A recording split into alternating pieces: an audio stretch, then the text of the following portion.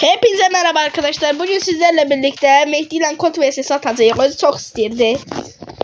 Yani bu da Həsən üçün üzüp gelecek. Şimdi Mehdi ile bir maçını göreceğiz. Gel diyorum ben bırak Botuşka. Ama nerede? Hemşe böyle olur abi. Oyunculara geliyor ya.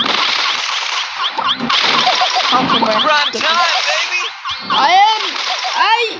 Abi gidiyorum ben. Abi. Arkadaşlar görüşürüz, ben gittim. Mehdi ne demek istiyorsan? Ha Mehdi. Kamera bir şeydi. Ha niye geçmiyor? Ama biraz daha muhtemelen çalışsın. Mehdi'nin bakıyoruz. Harac ettiğini görənmirəm ya bu Botuşkanın. Gizlenir. Görsün uşaqlar. Gizlenir. Botuşka.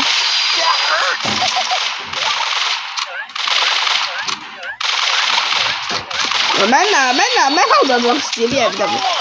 Sen böyle bir sende kopturası mı alacaksın? Vıcı. Vıcı. Allah kurtarsın. Ay!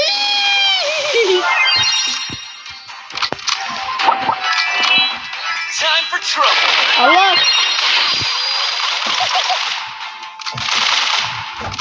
O vuruş neredeyse. Hayır.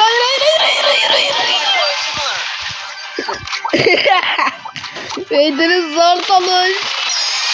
Beklermiş arkadaşlar.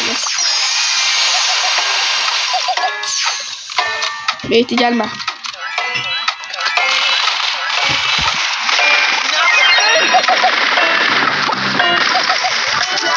Oy!